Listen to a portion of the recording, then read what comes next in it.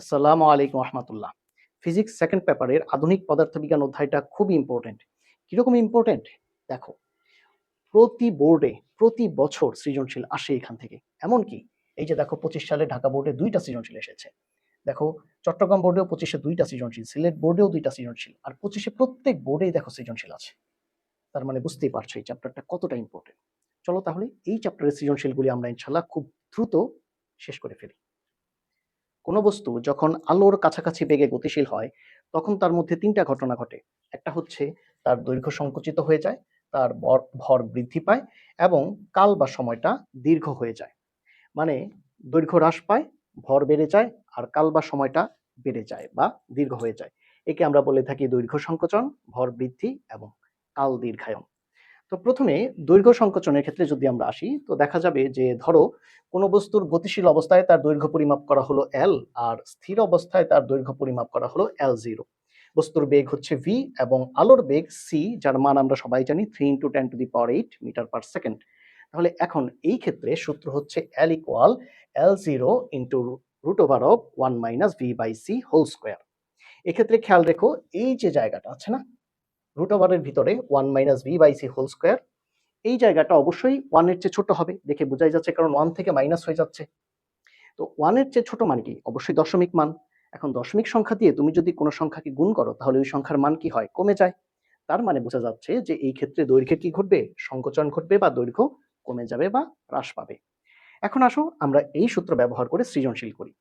দেখো এই সৃজনশীলটাতে বলা হচ্ছে একটি কাল্পনিক ট্রেনের ভর হচ্ছে 500 টন এবং এটি 0.8c দ্রুতিতে একটি স্টেশনের প্ল্যাটফর্ম অতিক্রম করলো। তাহলে দেখো ট্রেনের যে বেগ v সেটা কিন্তু দিয়ে দিয়েছে 0.8c। এক্ষেত্রে c হচ্ছে আলোর বেগ, তাহলে 0.8 এর সাথে c কে গুণ করতে হবে। সো আলোর বেগের খুব কাছাকাছি, তাহলেই তার ক্ষেত্রে আপেক্ষিকতার তত্ত্বগুলি কাজে লাগবে, অর্থাৎ দৈর্ঘ্য সংকোচন ঘটবে। তাহলে এখন বলা হচ্ছে কি, প্ল্যাটফর্মে দাঁড়ানো একজন যাত্রী চলমান ট্রেনের দৈর্ঘ্য মাপলো। এক্ষেত্রে কতটুকু দৈর্ঘ্য পেল? 200 মিটার। আচ্ছা, 200 মিটার যা প্ল্যাটফর্মের দৈর্ঘ্যের সমান। ট্রেনের দৈর্ঘ্য প্ল্যাটফর্মের দৈর্ঘ্য দুইটাই 200 মিটার। আচ্ছা, কে মেপেছে এখানে? একজন যাত্রী। সেই যাত্রী কি প্ল্যাটফর্মে দাঁড়ানো, তার মানে যাত্রী তো এখানে স্থির। তাহলে এই যে দৈর্ঘ্যটা, এটা কি স্থির অবস্থায় দৈর্ঘ্য L0। এখন খেয়াল করো, আমরা কিন্তু স্থির অবস্থাগুলোকে জিরো বলছি, হ্যাঁ, L0 স্থির দৈর্ঘ্য। ঘ প্রশ্ন, ট্রেনের কোনো যাত্রী প্ল্যাটফর্মের দৈর্ঘ্য মাপলে, কে মাপবে? ট্রেনের যাত্রী যদি মাপে প্ল্যাটফর্মের দৈর্ঘ্য, তাহলে সেই দৈর্ঘ্যটা অবশ্যই কি হবে? গতিশীল দৈর্ঘ্য L, যেটাকে আমরা L দিয়ে প্রকাশ করবো, গতিশীল অবস্থার দৈর্ঘ্য। তাহলে দৈর্ঘ্যের কোনো পরিবর্তন পাবে কিনা, অর্থাৎ এখন ওই যে স্থির অবস্থায় যে পরিমাপ করা হচ্ছে দৈর্ঘ্যটা, আর গতিশীল অবস্থায় যদি পরিমাপ করা হয় দৈর্ঘ্য L, এই L0 আর L এর মধ্যে কোনো পার্থক্য হবে কিনা সেটাই জানতে চাওয়া হয়েছে। তাহলে খেয়াল করো, স্থির দৈর্ঘ্য আমরা পেয়ে গেছি, গতিশীল দৈর্ঘ্য আমাদেরকে বের করতে হবে। ট্রেনের বেগ v এর মান 0.8c আর আলোর বেগ তো c আছেই। সো আমরা এই মানগুলো এখন এখানে বসিয়ে এই গতিশীল অবস্থার দৈর্ঘ্য L বের করব। L0 হচ্ছে 200 রুট ওভার 1 - v হচ্ছে 0.8c divide by c whole square. তাহলে এখান থেকে আমরা পাবো 200 রুট ওভার 1 - c এবং c কাটাকাটি গেলে কত থাকবে? 0.8 হোল স্কয়ার। তাহলে এখান থেকে আসবে 120 মিটার। এটা হচ্ছে L এর মান। তাহলে দেখো L এবং L নট এর মান কিন্তু সমান হলো না, কারণ L নট বা L0 যেটাই বলো, ওই স্থির দৈর্ঘ্য এটা কত ছিল? 200 মিটার। এটা কত? 120 মিটার। এখন এই সৃজনশীলটা খেয়াল করি। এখানে দেখো বলা হচ্ছে 25 বছর বয়সের 50 কেজি ভরের একজন নভোচারী 100 মিটার দৈর্ঘ্যের ও 1000 কেজি ভরের নভোযানে চড়ে 0.7c বেগে, এই যে দেখো নভোযানের বেগ 0.7c দিয়ে দিয়েছে, এই যে নভোযানের বেগ v = 0.7c, 0.7c বেগে মহাশূন্যে ভ্রমণরত অবস্থায় দৈর্ঘ্য বরাবর 70 × 50 আকারের একটি মাঠকে অতিক্রম করছেন। তার মানে দেখো মাঠের এই যে দৈর্ঘ্য আর এই প্রস্থ দুইটা দিয়ে দিয়েছে। প্রথমটা অবশ্যই দৈর্ঘ্য, পরেরটা অবশ্যই প্রস্থ। আর দৈর্ঘ্য ইন্টু প্রস্থ কি? ক্ষেত্রফল। কোন বরাবর গিয়েছেন? দৈর্ঘ্য বরাবর তিনি মাঠকে অতিক্রম করেছেন। আলোর বেগ দেওয়া হয়েছে।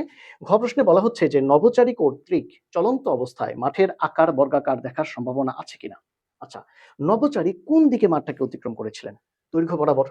তাহলে দৈর্ঘ্য বরাবর যদি অতিক্রম করেন, আমরা জানি গতিশীল অবস্থায় যেহেতু আলোর কাছাকাছি বেগ, দেখো 0.7c আলোর কাছাকাছি বেগ, তাহলে দৈর্ঘ্যের সংকোচন ঘটতে পারে। দৈর্ঘ্যের সংকোচন ঘটে যদি 70 থেকে দৈর্ঘ্যটা সংকুচিত হয়, এটাই তো দৈর্ঘ্য, তাই না? প্রথমটা দৈর্ঘ্য, পরেরটা কি? প্রস্থ। এই 70 থেকে সংকুচিত হয়ে যদি কোনো কারণে এটা 50-র কাছাকাছি চলে আসে, তখনই আমরা বলবো কি দৈর্ঘ্য 50 প্রস্থ 50, তার মানে মাঠটা বর্গাকার হয়ে যাবে। সো আমাদেরকে কি করতে হবে? এই গতিশীল অবস্থার দৈর্ঘ্যটা বের করতে হবে। স্থির অবস্থার দৈর্ঘ্য তো আছেই, তাই না? তাহলে চলো এই যে দেখো সূত্রটা আমরা অ্যাপ্লাই করেছি, L = L0 √ 1 - v/c² এই সূত্রে সবগুলো মান বসিয়ে আমরা কত পেয়েছি? 50 মিটার। প্রায়। তাহলে যেহেতু গতিশীল অবস্থায় আমরা দেখতে পাচ্ছি যে মাঠের দৈর্ঘ্য 50 হয়ে গেছে, প্রস্থ তো আগে থেকেই 50 ছিল, তাই না? প্রস্থ আগে থেকেই 50 ছিল, দৈর্ঘ্যটা 70 থেকে কমে এখন 50 হয়ে গেছে। তো দৈর্ঘ্যও 50, প্রস্থও 50। দৈর্ঘ্য আর প্রস্থ যদি সমান হয়ে যায় সেটা কি? অবশ্যই সেটা বর্গাকার হবে। ওকে? এখন আসো আমরা ভর বৃদ্ধি নিয়ে আলোচনা করি। আমরা বলেছিলাম যে কোনো বস্তু যদি আলোর কাছাকাছি বেগে গতিশীল হয়, তাহলে তার দৈর্ঘ্য সংকুচিত হবে আর ভর বৃদ্ধি পাবে। আচ্ছা, ধরো যে কোনো বস্তুর গতিশীল অবস্থায় ভর হচ্ছে m, আর স্থির অবস্থার ভর হচ্ছে m0, যাকে আমরা নিশ্চল ভরও বলতে পারি। দেখো স্থির অবস্থায় সবসময় আমরা কিন্তু 0 ধরছি, 0 m0। আচ্ছা, বস্তুর বেগ v আর আলোর বেগ যদি c হয়, তাহলে সূত্রটা হবে এইরকম। এক্ষেত্রে দেখো m equal m0 by root over of 1 minus v by c whole square. দেখো এখন কিন্তু এই যে root over of 1 minus v by c whole square, এই ফ্যাক্টরটা এখন কি m এর নিচে চলে এসেছে। l এর সময় গুণ আকারে ছিল আর m এর সময় কি আকারে আছে? ভাগ আকারে। এখন খেয়াল করো, আমরা বলেছিলাম যে এই মানটা 1 এর চেয়ে ছোট, মানে দশমিক মান। আর দশমিক সংখ্যা দিয়ে কোনো কিছুকে গুণ করলে কি হয়? মানটা কমে যায়। এখানে দশমিক সংখ্যা দিয়ে কি করা হচ্ছে বলতো? এই জিনিসটা, এই যে ফ্যাক্টরটা, এটা দিয়ে m কে, ভরকে কি করা হচ্ছে? ভাগ করা হচ্ছে। আচ্ছা, দশমিক সংখ্যা দিয়ে যদি কোনো সংখ্যাকে আমরা ভাগ করি, তাহলে ওই সংখ্যার মান কি হবে? অবশ্যই বেড়ে যাবে। সুতরাং বোঝা যাচ্ছে যে এই ক্ষেত্রে ভর কিন্তু বেড়ে যাবে। এর জন্যই আমরা বলছি কি, ভর বৃদ্ধি পাবে, ভর বৃদ্ধি। তাহলে চলো এখন এই সৃজনশীলটা দেখি। দেখো এখানে বলা হচ্ছে যে 40 আলোকবর্ষ দূরে একটি গ্রহে যাওয়ার জন্য 45 বছর বয়সী নভোচারীকে 0.6 সি বেগের নভোযানে, দেখো নভোযানের বেগ 0.6 সি, সি মানে আলোর বেগ, আলোর বেগের খুবই কাছাকাছি এই নভোযানে পাঠানো হলো। নভোচারীর ভর 80 কেজি। এই যে নভোচারীর ভর যেটা, এটা কিন্তু স্থির অবস্থায়, এই যে নিশ্চল ভর 80 কেজি। আর এই ক্ষেত্রে নভোযানের বেগ ভিও দেওয়া আছে। এখন কি বলা হচ্ছে যে নভোচারীর গড় আয়ুষ্কাল 80 বছর, এক আলোক বর্ষ সমান কত মিটার সেটাও দেওয়া আছে। গ প্রশ্নে বলা হচ্ছে যে চলন্ত অবস্থায় নভোচারীর ভর কত হবে। তো আমরা তো সূত্র জানি, m equal m0 by root over of 1 minus v by c whole square. এখন মানগুলো বসাই।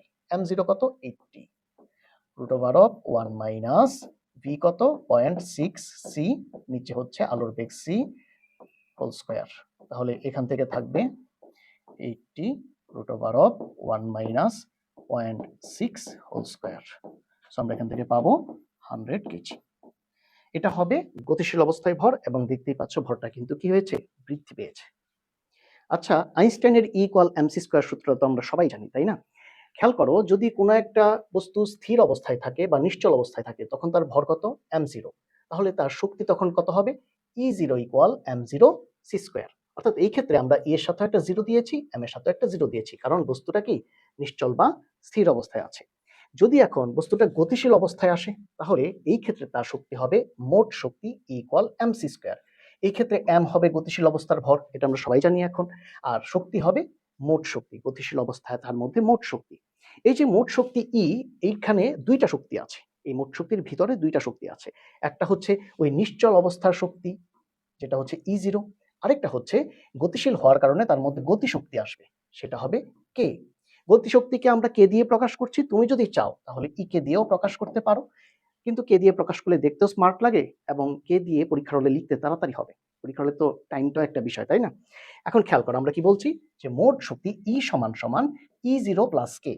এক্ষেত্রে E0 হচ্ছে নিশ্চল অবস্থার শক্তি, আর K হচ্ছে কি গতিশক্তি। তাহলে তুমি যদি এখন এই বস্তুটার গতিশক্তি বের করতে চাও, গতিশক্তি K সমান সমান কি লিখবা? E minus E0। E হচ্ছে mc স্কয়ার, E0 হচ্ছে m0 c স্কয়ার। এখন c স্কয়ারকে আমরা যদি কমন নিয়ে নিই, তাহলে কি পাবো? m minus m0 into c square. এইটা হবে বস্তুটার গতিশক্তি, যাকে আমরা আপেক্ষিক গতিশক্তিও বলে থাকি। ওকে, তাহলে চলো এখন এই সৃজনশীলটা দেখি। দেখো এখানে বলা হচ্ছে একটি কাল্পনিক ট্রেনের ভর হচ্ছে 500 টন। তাহলে আমরা বুঝতে পারছি যে ট্রেনের স্থির বা নিশ্চল অবস্থায় ভরটা হচ্ছে 500 টন। দেখো টনকে যদি তুমি 1000 দিয়ে গুণ দাও, তাহলে সেটা কেজিতে চলে যাবে। তো আমরা 1000 দিয়ে গুণ দিয়েছি, এটা কেজিতে চলে গিয়েছে। আর কি বলা হয়েছে যে এটি 0.8 সি দ্রুতিতে একটি স্টেশনের প্ল্যাটফর্ম অতিক্রম করলো। তার মানে ট্রেনের বেগ হচ্ছে 0.8 সি, সি হচ্ছে আলোর বেগ। প্ল্যাটফর্মে দাঁড়ানো একজন যাত্রী, চলমান ট্রেনের দৈর্ঘ্য মাত্র 200 মিটার, যা প্ল্যাটফর্মের দৈর্ঘ্যের সমান। গ প্রশ্নে বলা হচ্ছে ট্রেনটির আপেক্ষিক গতিশক্তি নির্ণয় করো। আচ্ছা খেয়াল করো, তাহলে এই ক্ষেত্রে আমাদের কি করতে হবে? প্রথমে ট্রেনের গতিশীল ভর m বের করতে হবে। তো আমরা জানি m equal m0 by root over 1 minus v by c whole square. এখানে যদি আমরা মানগুলি বসিয়ে দিই, তাহলে কিন্তু m এর মানটা পেয়ে যাব। এখন আপেক্ষিক গতিশক্তি k equal e minus e0। e মানে mc স্কয়ার, e0 হচ্ছে m0 c স্কয়ার।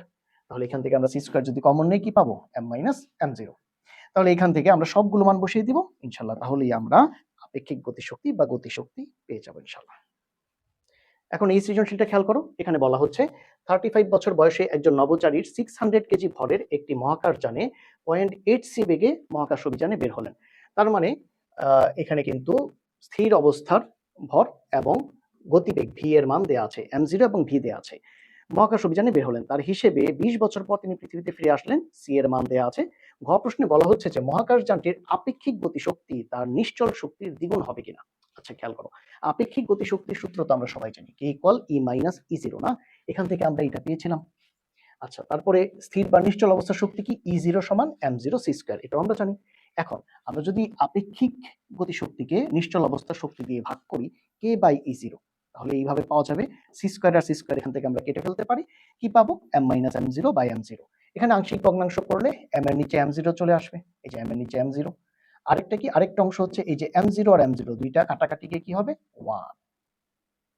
তাহলে এখান থেকে আমরা রেজাল্ট কত পাবো 0.67। কিভাবে পাবো স্যার? স্যার এম এর মান আর এম জিরোর মান বসাতে হবে। এক্ষেত্রে খেয়াল করো এম জিরোর মান তোমার কিন্তু আছে 600 কেজি, এম এর মানটা তুমি কিভাবে বের করবা? ওই যে স্যার আগের মতো এই যে সূত্রটা, এই সূত্রটা ইউজ করলেই তো এম এর মানটা বের হয়ে যাবে। তাহলে দেখা যাচ্ছে যে কে বাই ই জিরো এই মানটা হচ্ছে 0.67, তাহলে কে সমান সমান হচ্ছে 0.67 ইন্টু ই। এটা কি দ্বিগুণ হয়েছে? না, দ্বিগুণ হবে না। এখন আমরা দেখব কাল দীর্ঘায়ন। আচ্ছা কাল দীর্ঘায়নের ক্ষেত্রে দেখো একই ফর্মুলা, এম এর মতোই, এম যেমন বেড়েছিল সময়টাও এখানে কি হবে, বৃদ্ধি পাবে, মানে দীর্ঘ হবে। তাহলে এটি equal T zero by root over 1 minus V by C whole square.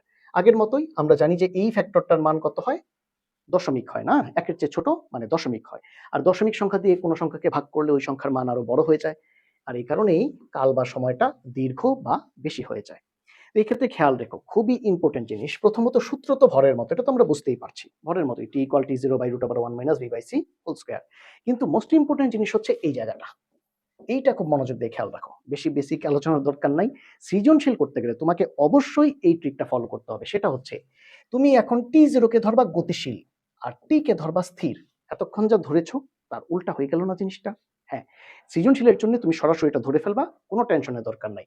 সৃজনশীলের জন্য যখনই সময়ের কথা বলবে, কালের কথা বলবে, তখনই টি জিরো বলতে তুমি গতিশীল সময়কে ধরবা, আর টি বললেই তুমি স্থির বা নিশ্চল অবস্থার সময়কে ধরবা।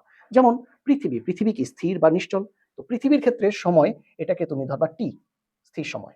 আর নভোযান বা রকেট গতিশীল, ওই গতিশীল অবস্থার সময়কে তুমি ধরবা টি জিরো। বিষয়টা কিন্তু সময়ের ক্ষেত্রে উল্টা হয়ে গেল। চলো সৃজনশীল করি, তাহলে ইনশাল্লাহ ক্লিয়ার হবে। দেখো এই সৃজনশীলে বলা হচ্ছে যে 35 বছর বয়সে একজন নভোচারী 600 কেজি ভরের একটি মহাকাশযানে 0.8 বেগে মহাকাশ অভিযানে বের হলেন। তার হিসেবে 20 বছর পর তিনি পৃথিবীতে ফিরে আসলেন। এটা কার হিসাবে? নভোচারীর হিসাবে। আচ্ছা নভোচারী তো চলমান অবস্থায় রয়েছেন না, নভোযানে চলমান অবস্থায় রয়েছেন, তো তার হিসেবে যে সময়, সেই সময়টা কি স্থির সময় না গতিশীল সময়? অবশ্যই গতিশীল বা চলমান সময়। আর সময়ের ক্ষেত্রে এখন আমরা গতিশীলকে বা চলমানকে ধরবো জিরো, আর স্থিরকে কিন্তু জিরো দিব না। আগে স্থিরকে জিরো দিয়েছিলাম না, এখন গতিশীলকে জিরো দিব। এই যে দেখো, গতিশীল বা চলমান অবস্থায় যে সময় সেটা হচ্ছে 20 ইয়ার, 20 বছর, এটাকে আমরা টি জিরো দিয়েছি। খেয়াল করেছো? এটাকে আমরা এখন জিরো দিচ্ছি, উল্টা হয়ে গেল না, আগের গুলির উল্টা। আচ্ছা এখন বললো গ প্রশ্নে, ফিরে আসার পর পৃথিবীর হিসাবে নভোচারীর বয়স নির্ণয় করা। আচ্ছা কার হিসাবে? পৃথিবীর হিসাবে। পৃথিবী কি? পৃথিবী তো স্থির বা নিশ্চল, তো স্থিরের জন্য সময় কি হবে? শুধু টি হবে, এখানে কিন্তু জিরো হবে না। আগে কিন্তু স্থির অবস্থায় জিরো ছিল, এখন জিরো না, সময়ের ক্ষেত্রে উল্টা। তাহলে স্থির বা নিশ্চল সময় পৃথিবীর হিসাবে কি শুধু টি, আর গতিশীল অবস্থার সময় যেটা নভোচারীর সময় ছিল সেটা ছিল টি জিরো, কারণ নভোচারী কোথায় ছিল? নভোযানে ছিল। আচ্ছা এখন নভোযানের বেগ এটা তো দেয় আছে 0.8 সি, তাহলে দেখো এই মানগুলো এখানে বসাবো আমরা, তাহলে আমরা এখান থেকে পেয়ে যাবো 33.33 ইয়ার, এটা হচ্ছে টি। আর টি হচ্ছে সেই পৃথিবীর হিসেবে স্থির বা নিশ্চল সময়। তাহলে এখন দেখো ফিরে আসার পরে পৃথিবীর হিসেবে তার বয়স কত হবে? আগে কত ছিল? 35 ইয়ার, এখন আরো কত হয়ে গেছে? তো মোট একসাথে করলেই আমরা পৃথিবীর হিসেবে তার মোট বয়সটা পেয়ে যাবো। এখন এই সৃজনশীলটা খেয়াল করো, খুব মনোযোগ দিয়ে এটা খেয়াল করো, এটা ইনশাল্লাহ যথেষ্ট ইম্পর্টেন্ট, এবং খেয়াল করে মনোযোগ দিয়ে, নাহলে একটু ঝামেলা হতে পারে। দেখো এখানে বলা হচ্ছে 40 আলোক বর্ষ দূরে একটি গ্রহে যাওয়ার জন্য 45 বছর বয়সী নভোচারীকে 0.6 বেগের নভোযানে পাঠানো হলো। নভোচারীর ভর হচ্ছে 80 কেজি, নভোচারীর গড় আয়ুষ্কাল মানে গড় আয়ু হচ্ছে 80 বছর, এক আলোক বর্ষ সমান এত মিটার। ঘ প্রশ্নে বলা হচ্ছে উদ্দীপকের তথ্য অনুযায়ী নভোচারী ওই গ্রহে জীবিত পৌঁছাতে সক্ষম হবে কিনা। আচ্ছা দেখো, জীবিত পৌঁছাতে হলে নভোচারীকে অবশ্যই গড় আয়ুর মাঝখানে গিয়ে পৌঁছাতে হবে।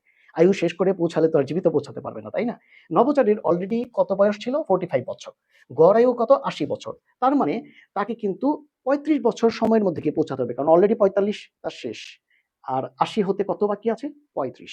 তার মানে 35 বছর সময়ের মধ্যে সে যদি গিয়ে পৌঁছাতে পারে, তাহলেই কিন্তু সে জীবিত পৌঁছাতে সক্ষম হবে।